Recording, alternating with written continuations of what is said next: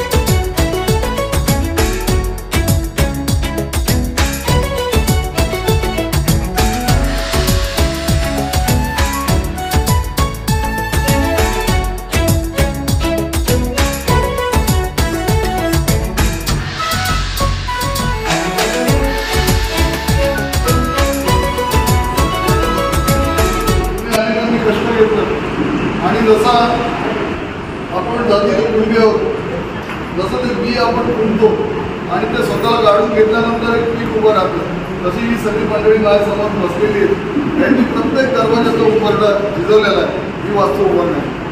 आणि मला खरोखर त्यांना अभिमान येतो सगळ्या मंडळींचा की त्यांनी आज केलं, म्हणून इकडे कुठेतरी हे कार्यक्रम व्हायचे। ते कार्यक्रम गेली 4-5 वर्ष या वास्तूमध्ये, हे सगळं त्यांचं श्रेय। तुम्ही आम्ही मदत केली असेल, परंतु त्याच्यात तो पुढाकार घेतला गेला की आम्हाला हे करायचं, ते स्वप्न त्यांनी बघितलं आणि त्या स्वप्नामुळे आज मी सगळी विद्यार्थी मंडळी या समाजाच्या वास्तूमध्ये। आता इथं बरेच उल्लेख झाले की MPSC UPSC आपण शिकलो पाहिजे। तुम्ही एवढं सांगेल की MPSC आणि UPSC म्हणजे फक्त शिक्षण नाही, शिक्षण तुम्हाला जे आवडतं, त्याच्यामध्ये तुम्हाला गोडी आहे, ते शिक्षण आपण घेतलं पाहिजे। कारण तुम्हाला एका रस्त्यावर 100 डॉक्टर भेटतील, पण एक पेंटर जर पाहिजे असेल त्याला डॉक्टर भेटत नाही। त्यामुळे शिक्षण हे कुठे बदलतं, आपल्याला त्याच्यामध्ये गोडी येते, आपण घेतलं पाहिजे।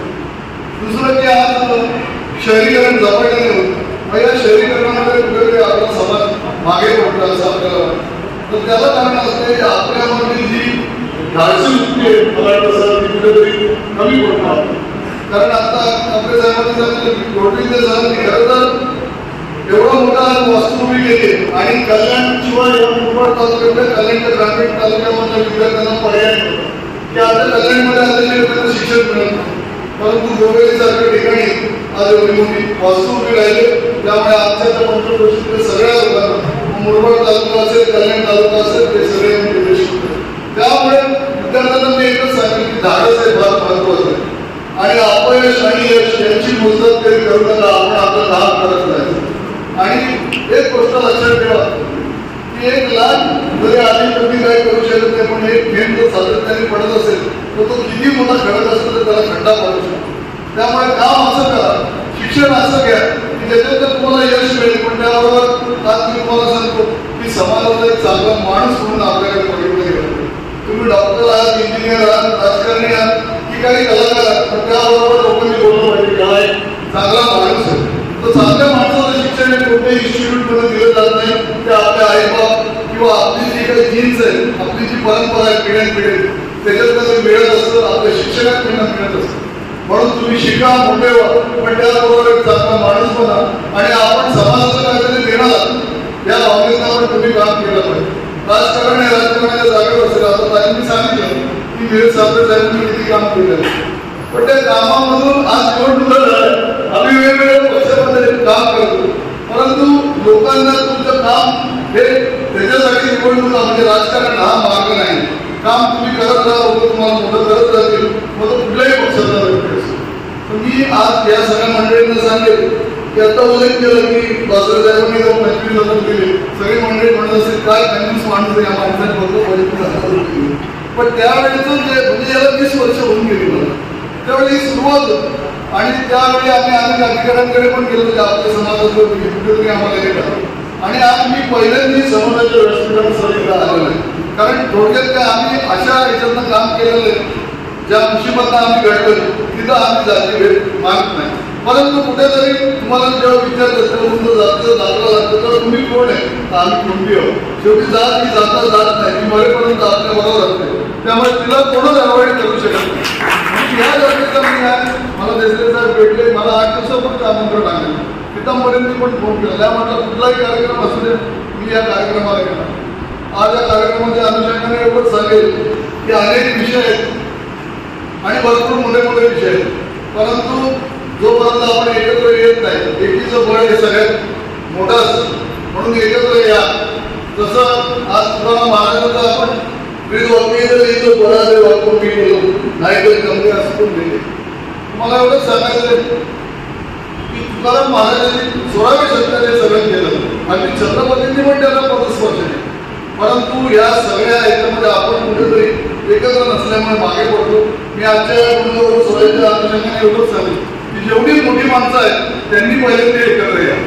छोटी माणसं तुमचं अनुकरण करतात की बाबा ज्याचा बरा रस्ता होतो तिकडे. म्हणून माझी व्यासपीठावर विनंती आहे सगळ्याच लोकांना की तुम्ही सांगितलं की एसटी महामंडळ आज आम्ही ही बस चालू केली म्हणून लोक सांगतात, परंतु त्यांनी नावासाठी काम चालू केलं होतं. त्यांनी एक काम म्हणून दिले. तर तसं माझं तुम्हाला सगळ्यांना विनंती आहे की गुणलोक सोहळा हे आजचं फक्त एक कारण आहे, परंतु कुठेतरी समाजाने एकत्र आलं पाहिजे. आणि ही जी काय आपली एकी आहे ती राजकारणाच्या बाहेर कायमस्वरूपी राहिली पाहिजे. कारण या देशाचा गाभा हा लोकशाहीचा आहे. निवडणुकांशिवाय देश चालत नाही. उद्या आम्ही ठरवलं आम्ही लढणार नाही, तुम्ही ठरवलं तुम्ही मतदान करणार नाही, पण कोणतरी उभा राहणार आहे, कोणतरी मतदान करणार आहे आणि कोणीतरी निवडून देणार. त्यामुळे हे चालूच राहणार आहे, हे कधीच बंद होणार नाही. पण राजकारणाच्या बाहेर आपण सगळ्यांनी एकत्र येण्याची काळाची गरज आहे. कारण या वाढती शहरीकरणामुळे जो आपल्या भूमिपुत्रांवरती सगळं आक्रमण होतं, मग त्यानंतर मोर्चे काढून फायदा नाही. आजच आपण शाळेत झालं पाहिजे. मी सगळ्यांना या विद्यार्थ्यांना शुभेच्छा देतो की तुम्ही तुमच्या कार्यक्षेत्रात पुढे जाऊन मोठे व्हा आणि त्यानंतर समाजाचं काहीतरी आम्ही देणार असतो. म्हणून तुम्ही या व्यासपीठावर बसले पाहिजे आणि तुमच्या हस्ते विद्यार्थ्यांचा सत्कार झाला पाहिजे. अशा तुम्हाला सगळ्यांना शुभेच्छा देतो आणि इथंच सांगतो जय महाराष्ट्र. काही मार्गदर्शन करणार पण नक्कीच या खूप प्रसंगी एवढंच सांगेल की आपण आता थोडंसं मोठं झालं पाहिजे. म्हणजे आपण विद्यार्थ्यांना नाही सांगितलं पाहिजे तर मला अनुभव पाहिजे असं. कारण आता ऑलरेडी अनुभवाची जबाबदारी जर तिच्यावर घेतलेली आहे मुलांच्या, तर आपण मुलांना लहानपणापासून समजून दिली पाहिजे. म्हणजे आपण म्हणतो राजमाता जिजाऊंनी ज्या पोटात असल्यापासून गर्भसंस्कारापासून छत्रपतींना सोडून दिली होती. म्हणून स्वराज्याने 2 छत्रपती महाराष्ट्रात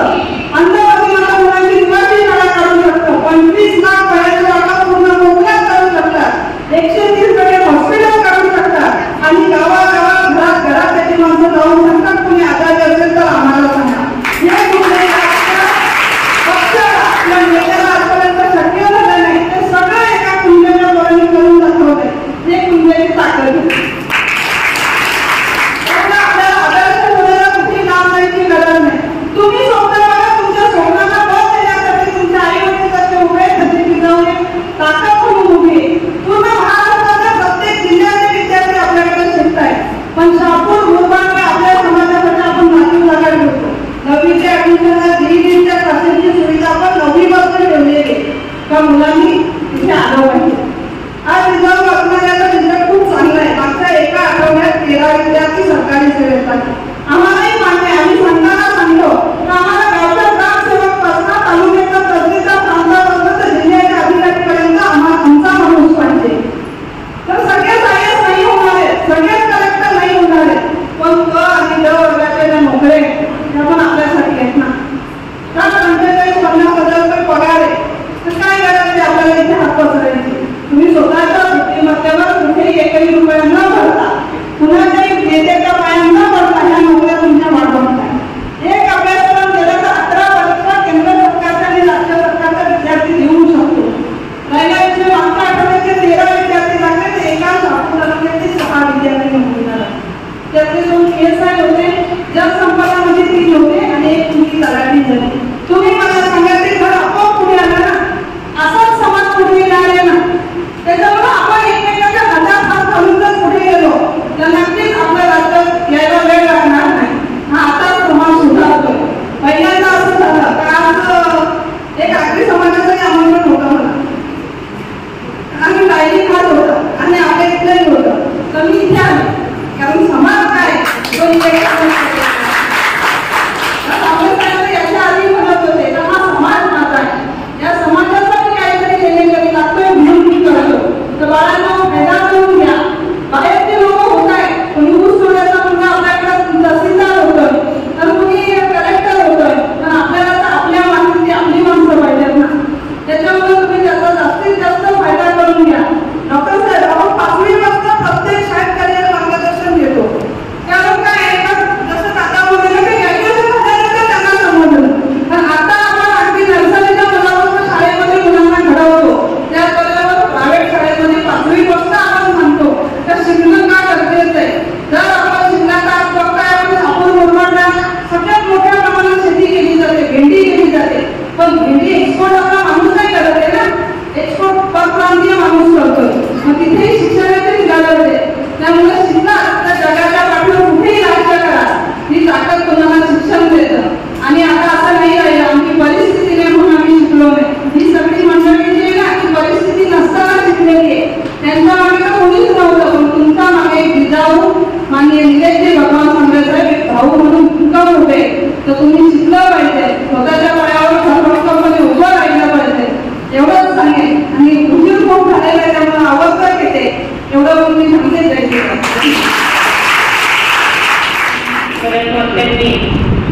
आपल्याला शिक्षणाचं महत्व पटवून दिलेलं आहे.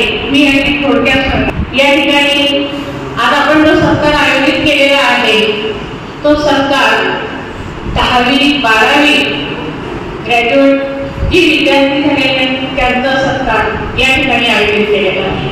म्हणजे आपण ज्या विद्यार्थ्यांचा सत्कार आयोजित केलेला आहे तेच विद्यार्थी हे आपल्या गावची शाळा, मराठी शाळा किंवा आपला हायस्कूल सोडून हे कॉलेज जीवनामध्ये जाणार आहे. तर त्या विद्यार्थ्यांना मी या ठिकाणी थोडक्यात सांगेन की आपण 10वी सोडून 11वी प्रवेश करणार आहोत. काही इंजिनिअरिंगला ऍडमिशन घेतली, म्हणजे अनेक ठिकाणी याच्या ऍडमिशन घेतली. म्हणजे त्या विद्यार्थ्यांना या ठिकाणी विनंती आहे, आपण आपलं शालेय जीवन संपून आपण कॉलेजच्या जीवनामध्ये पदार्पण करत आहोत. ज्यावेळेला आपण कॉलेजच्या जीवनामध्ये पदार्पण करतो त्यावेळेला आपण या ठिकाणी चांगले मार्क्स पाडलेले असतात, पण कॉलेजला गेल्यानंतर आपण कॉलेजचं जीवन करायला सुरुवात करतो आणि आपल्याला जी चांगली टक्केवारी पडलेली असते त्या टक्केवारीमध्ये आपल्या फरक पडतो. आम्हाला त्या अनेक अनुभवात आम्ही बघतो की 10वीला विद्यार्थी चांगल्या मार्गाने पास होतो, पण कॉलेज जीवनात गेल्यानंतर त्याला संगत होते, मित्र जमतात, मैत्रिणी जमतात आणि मग त्या कॉलेज जीवनामध्ये विद्यार्थी हा शिक्षणाचा थोडा मागे येतो. म्हणजे आपल्याला विनंती राहील की आपण कॉलेज जीवनामध्ये जरी जात असाल, आम्ही बघतो की काही ठिकाणी मुलं कॉलेजला जातात पण कॉलेजमध्ये हजर राहत नाही, उपस्थिती काही नसते. पण आपण आपल्या ह्या ठिकाणी सर्व माझ्या समाजाचे म्हणजे आपल्या कुणबी समाजाचे विद्यार्थी या ठिकाणी उपस्थित आहेत. तर त्यांना मी सूचना करेन की आपल्याला फक्त आपल्या जीवनातील की 5 वर्ष म्हणून किंवा 6 वर्ष म्हणा, आपण ज्या ठिकाणी प्रवेश घ्याल त्या ठिकाणी चांगला अभ्यास करा. मी आपल्याला का सांगते की आपण जर चांगल्या पद्धतीने 5 वर्ष जर अभ्यास केला, आपल्याला चांगली नोकरी मिळेल. नाही नोकरी मिळाली तर आपल्या शिक्षणाचा फायदा आपल्याला व्यवसायामध्ये होईल. आपण कुठल्याही चांगल्या प्रकारचा व्यवसाय करू शकता. आणि ही 5 जी वर्ष आहेत ती आपण जर चांगल्या प्रकारे अभ्यास करून काढली तर आपल्याला पुढची आपल्याला जे जीवन जगायचंय, पुढचं आयुष्य जे जगायचंय, त्या आयुष्यामध्ये आपल्याला कुठल्याही प्रकारची अडचण येणार नाही. प्रकारचे मार्क्स पडा आणि चांगल्या प्रकारची नोकरी. आणि आधीपणाने आम्हाला पुढच्या वेळेला त्या व्यासपीठावर येऊन एक संधी उपलब्ध करून द्या की याच्यातला एकही विद्यार्थी एमपीएससी यूपीएससी जर चांगल्या मोठ्या पदावर जर गेला तर त्याचा सत्कार उपस्थित असलेल्या विद्यार्थ्यांच्या पैकी त्याचा सत्कार करण्याची संधी आम्हाला या सर्व या ठिकाणी उपस्थित असलेल्या पाहुण्यांना आपण द्यावी एवढीच मी या ठिकाणी बोलते. आणि सर्व जे विद्यार्थी आहेत, जे आपले रिटायर्ड लोक आहेत आणि आज या ठिकाणी मला बोलावले, 2 मुहूर्त बोलण्याची संधी दिली आणि जो माझा आपल्या समाजातर्फे सन्मान केला त्याबद्दल मी कुणबी समाज कल्याणाचा आभार मानते आणि माझे 2 शब्द संपवते. जय हिंद, जय माती. आज सर्व मुलांना असं म्हणते की आज त्याचा दुर्गौरव आहे. तर दुर्गौरव का होतो तर आपण काहीतरी सर्व मुलांपेक्षा काहीतरी वेगळं केलं असेल, त्यांचा दुर्गौरव होतो. म्हणून मुलांनी शिकलं पाहिजे, काहीतरी वेगळं केलं पाहिजे. शिक्षण ही एक अशी गोष्ट आहे, शिक्षण ही वाघिणीचं दूध आहे. कुठेही दुर्गवल्याशिवाय म्हणजे कुठेही दुर्गवू शकतो तो. म्हणून सर्वांनी शिक्षण घेतलं पाहिजे. आणि आता आपल्या इथं जी कुणबी समाजाने जी आपली जी हे केलेली आहे, इमारत केलेली आहे, त्यामध्ये यूपीएससी एमपीएससी शिक्षण दिलं जातं. त्यामध्ये मुलांनी येऊन त्यांचा आपल्या स्वतःचा फायदा करून घेतला पाहिजे. प्रत्येक आईला वडिलांना असं वाटत असतं की माझ्या मुलाने डॉक्टर व्हावं, कोणी इंजिनियर व्हावं, यूपीएससी IPS IAS व्हावं. परंतु प्रत्येक वडिलांनी मुलांची क्षमता पाहिजे, आपल्या मुलं कशामध्ये होऊ शकतो. मी तर म्हणते कुठलं क्षेत्र वाईट नाही, फक्त त्या क्षेत्रामध्ये आपण कसा उठवलं पाहिजे, आपण त्याच्यामध्ये चिकाटी नसली पाहिजे. आम्ही असं शेती ही देखील एक चांगली आहे आपल्यासाठी. म्हणजे आपण काय प्रत्येक माणूस जो करतो तो आपल्या स्वतःच्या फायद्यासाठी करतो असतो. तर शेती आता शेती आपण प्रगतीशील शेती म्हणून सुद्धा आपण आपलं नाव कसा उठवू शकतो असं मी सांगते. म्हणजे सगळीच मुलं नाही, कोणी आहे होईल, कोणी अधिकारी होईल. तर मी इतकंच सांगेन की प्रत्येक गोष्ट करत असताना आपण त्याच्यामध्ये आपण चिकाटी करली पाहिजे. आता यूपीएससी एमपीएससीचा अभ्यास असतो, सगळीच मुलं काही त्याच्यामध्ये होत नाही, परंतु अपयश येतच असतं. पण ते अपयश आपण पचवलं पाहिजे. आता आपण सर्वांचं मी कौतुक करते, सर्वांना धन्यवाद देते. आणि या कुणबी समाजाचे भवन आहे, त्या भवनमधले सर्व जे मेंबर्स आहेत, कमिटी मेंबर्स, म्हणजे आपल्या अगदी देसले साहेब असतील, रेडे साहेब असतील, नानके दादा असतील, गुरुनाथ विषय असतील, अजून त्यांची आणखी मंडळी काय असतील, मला त्यांची नावं माहिती नाही. या सगळ्यांनी फार मोठं योगदान केलेलं आहे. याच्यामध्ये काय माहिती पडद्यावरची माणसं दिसत, पाठीमागची माणसं दिसत नाही. आणि फार मोठं योगदानही ही इमारत करण्यासाठी या समाजाला हे भवन तयार करून दिलेलं आहे. फक्त आपण त्यांचा नाव घ्यायचा आहे. मी सर्व कमिटीला धन्यवाद देते आणि आपल्याला इथे बोलवलं त्याबद्दल मी आपण सर्वांचा मनपूर्वक आभार मानते आणि माझे 2 शब्द संपवते. जय हिंद, जय महाराष्ट्र. आपल्या समाजाचे बसलेले ही व्यक्ती कोण आहे? नाव बऱ्याच जणांनी ऐकलेलं असेल, कारण गव्हर्नमेंटच्या 6 डिपार्टमेंटमध्ये मी काम केलेलं आहे आणि ते सुद्धा एमपीएससीच्या एक्झाम देऊन, बँकिंग सर्व्हिस रिक्रुटमेंट बोर्डाची परीक्षा, एसटी महामंडळाची परीक्षा.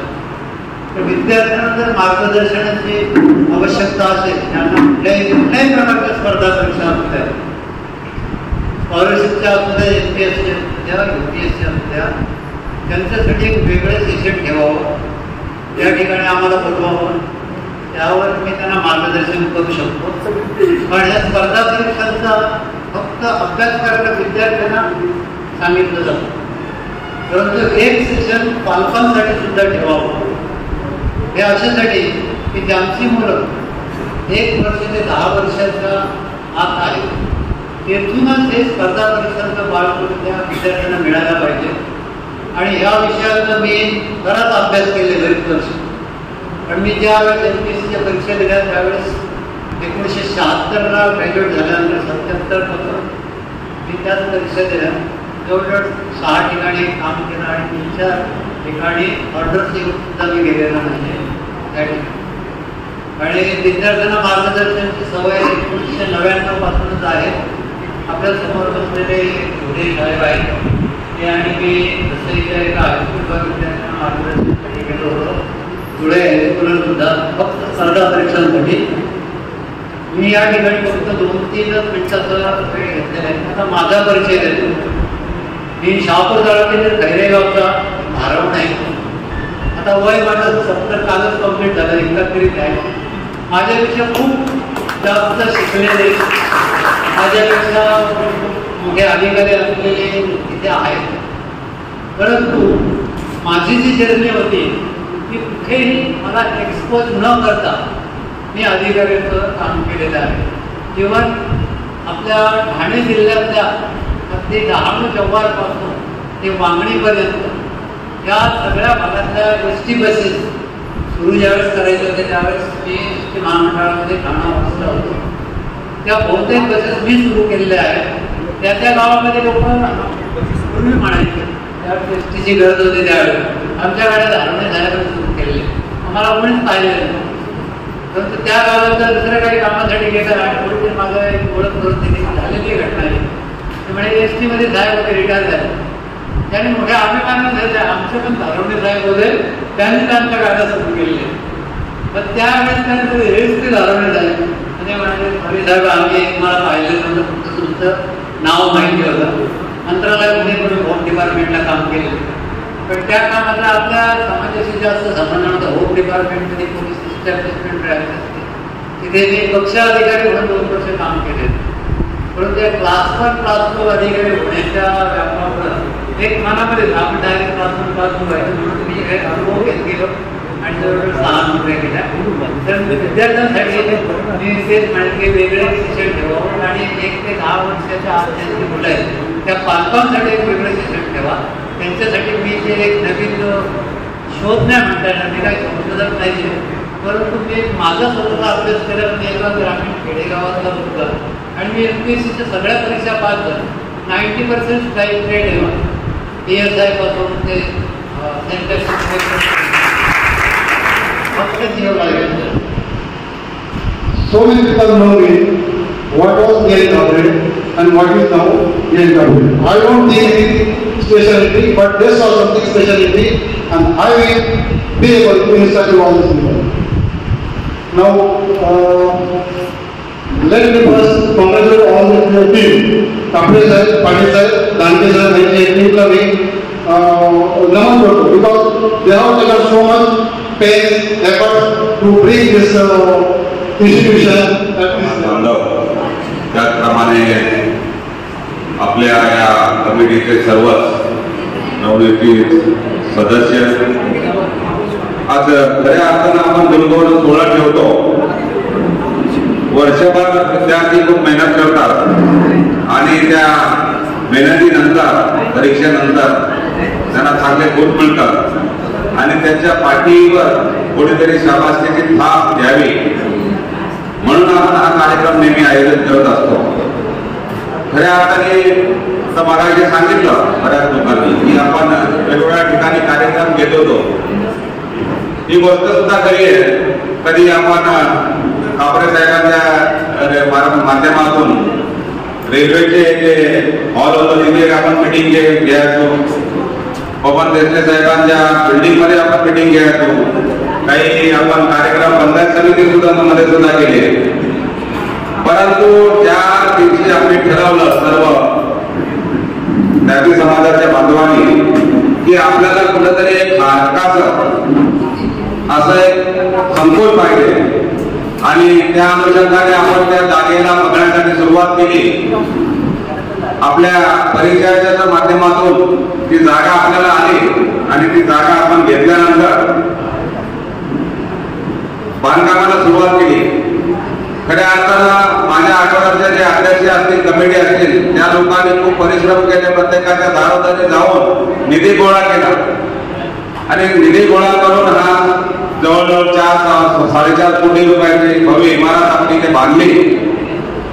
त्याच्यावर आपण आता विश्वास नेमलेले आहे. आपण जरी अध्यक्ष असलो, उपाध्यक्ष असलो, सचिव असलो तरी ह्या संस्थेचे आपण विश्वस्त आहोत आणि विश्वस्त असल्यानंतर आपल्यावर अधिक जबाबदारी पडते आणि त्या जबाबदारीतून आपण काम सर्वांनी केलं पाहिजे. मला फार वेळ कमी म्हणतो, आपण सर्व माझ्या वतीने सगळं काम बघत असतात, मला काही जास्त त्रास देत नाही, त्याबद्दल मी सर्वांचे आभार व्यक्त करतो. परंतु ही वास्तू आता मगाशी जर आपण बघितलं एक मुलगी तिने आपल्या इथे अभ्यासिकेचा फायदा घेऊन तिने पुढचं शिक्षण घेतलं आणि तिचा आपण सत्कार सुद्धा इथे केला. खऱ्या अर्थाने आपण जर हे वास्तू उभी केली आहे आपल्या कुणबी समाजाच्या बांधवांसाठी, म्हणजे आपले विद्यार्थ्यांना तर मी सुद्धा त्यावेळेस कॉलेजला बाहेर माझी मावशी कल्याणमध्ये राहायची, मी मावशीकडे राहतो आणि इथे राहून मी कल्याण कॉलेजला शिक्षण घेतलं. या सगळ्या अडचणी आपल्या सगळ्यांच्या लक्षात आल्यानंतर आपण एक विचार केला की इथे जर वसतिगृह जर तयार झालं तर आपल्या ग्रामीण भागातल्या विद्यार्थ्यांना त्याचा खूप फायदा होईल आणि त्या विचारातून हे वसतिगृह उभा राहिलं. पण पाहिजे असा प्रतिसाद आपल्याला याच्यामध्ये मिळत नाही. आपण UPSC MPSC सुद्धा क्लासेस सुरू केलेले आहेत. एक सामाजिक संस्था आहे, जिजाऊ सामाजिक संस्था, त्याच्यातून आपल्याला एक प्रत्येक महिन्याला आपल्याला काही निधी मिळत असतो आणि त्या अनुषंगाने हे आपला सगळं कारभार चालवलाय. आपण कुठलाही फायद्यासाठी ही वास्तू उभी केलेली नाही. आपल्याला आपल्या समाजातील गरीब विद्यार्थ्यांसाठी त्याचा फायदा व्हावा म्हणूनही आपण वास्तू उभी केलेली आहे आणि त्याचा फायदा आपल्या गरीब विद्यार्थ्यांनी घेतला पाहिजे. आपण गावोगावी बोलण्याचा प्रयत्न केला, बऱ्याच वेळेस आपण मागच्या वेळेस आपण सर्व सरपंचांना एकत्र करण्याचा प्रयत्न केला. त्यावेळेस मला वाटतं आपण एक प्रमुख पाहुणे म्हणून बोलावले हिरवेगावचे सरपंच, परंतु त्याचं काही कारणास्तव त्यांना येणं जमलं नाही. आपला उद्देश त्यावेळेस हा होता की आपली जी वास्तू उभी राहिलेली आहे ती वास्तू ही सगळ्यांच्या सहकार्याने उभी राहिलेली आहे. आपण कुठल्याही प्रकारचं अनुदान कुठल्या संस्थेकडून किंवा शासनाकडून आपल्याला मिळाले नाही, तर हे स्वनिधीतून आपण बांधलेले आहे. सर्व समाज बांधवांनी याला मदत केलेली आहे आणि या वास्तूचा सर्व समाज बांधवांच्या मुलांना फायदा व्हावा म्हणून आपण सर्व वेळा हा प्रचार किंवा प्रसार करण्याचा प्रयत्न केला होता की विद्यार्थ्यांना आपण जास्तीत जास्त एका गावातून एक विद्यार्थी आपल्या अभ्यासिकेला किंवा MPSC UPSCच्या ज्या अभ्यासिका चालू आहे तिथे विद्यार्थी आले पाहिजेत या अनुषंगाने आपण प्रयत्न केला. पण आपल्याला तसं काही हेच लाभलं नाही. परंतु जे काही विद्यार्थी या वास्तूचा किंवा अभ्यासिकाचा फायदा घेतात त्यांना नक्कीच पुढे फायदा होईल. मी विद्यार्थ्यांना एवढंच सांगू इच्छितो की आपल्याला आज सभासदेची थाप मिळाली, परंतु ते विसरून जाता कामा नये किंवा हुरळून जाता कामा नये. आपण एक उद्देश डोळ्यासमोर ठेवला पाहिजे. एक कुठलंही काम करताना जर आपण उद्देश डोळ्यासमोर ठेवला नाही तर आपण मोठं होऊ शकणार नाही. यात मी या प्रसंगी आपल्याला सांगतो, सर्वांना भूका लागल्या असतील आणि त्याच्यामुळे कार्यक्रमाला आधीच उशीर झालाय. मी सर्व पाहुण्याचे एकदा सर्वांचे आभार व्यक्त करत आपले गुरुदेव साहेब त्यांनी हक्काचं शिक्षणाचं व्यासपीठ आपल्या मुलांना म्हणजे ग्रामीण भागातल्या विद्यार्थ्यांना निर्माण करून दिलंय. मी त्या दिवशी जाता जाता सर बघितलं सर की विद्यार्थी बरेचशा विद्यार्थी चालल्या होत्या. मला वाटतं साहेब बरोबर होते, आमदार कटोरे साहेब बरोबर होते आणि साहेबांनी बोललं बघा साहेब या इथे कॉलेज नसतं तर या विद्यार्थ्यांनी घरी बसल्या म्हणजे त्या जास्तीत जास्त आपल्या समाजाच्या आहेत किंवा ग्रामीण भागात आहेत. खरंच तुमचं याचा पुन्हा मी आभार व्यक्त करतो की आपण ग्रामीण भागामध्ये कॉलेज उभारले आणि त्याचा फायदा ग्रामीण भागातल्या मुलांना होतोय. नाहीतर आमच्या आपली 12वी पर्यंत शिक्षण घेऊन किंवा 10वी पर्यंत शिक्षण घेऊन घरीच राहिले असतात. मी सर्वांच्या समाज बांधवांचे आभार व्यक्त करतो आणि थांबतो. जय हिंद जय महाराष्ट्र. धन्यवाद. आज हिंदू कुणबी ज्ञाती समाज कल्याण संस्थेमार्फत विद्यार्थी गुणगौरव सोहळा साजरा झाला. काय सांगाल? आम्ही गेली 30 वर्ष कल्याण शहरामध्ये समाज वर्गणीतून हे वास्तू उभी केली आहे, जिथे आता चांगल्या प्रकारचे वसतिगृह आहे, मुलांना चांगलं शिक्षण द्यावं, अभ्यासिका चालू केल्या आहेत आणि स्पर्धा परीक्षा UPSC MPSC तसेच राहण्यासाठी मुलांसाठी हॉस्टेल वगैरे जे सगळे आपल्या विद्यार्थ्यांना जे मिळावं, ग्रामीण भागातल्या विद्यार्थ्यांनी जास्तीत जास्त फायदा घ्यावा यासाठी आम्ही हे प्रयत्न केला. आम्ही केवळ लोकवर्गणीतून बांधला जवळजवळ 3.25 करोडचं ही इमारत आहे आणि आम्ही गेली 30 वर्ष सातत्याने करत आहे. आम्ही पण सुद्धा खेळत आहोत. आम्ही त्या परिस्थितीत लहान असल्यामुळे आम्ही हे सगळं इमारत उभी केली आणि त्याचा फायदा सर्व विद्यार्थ्यांनी घ्यावा हीच अपेक्षा आहे. बस, धन्यवाद.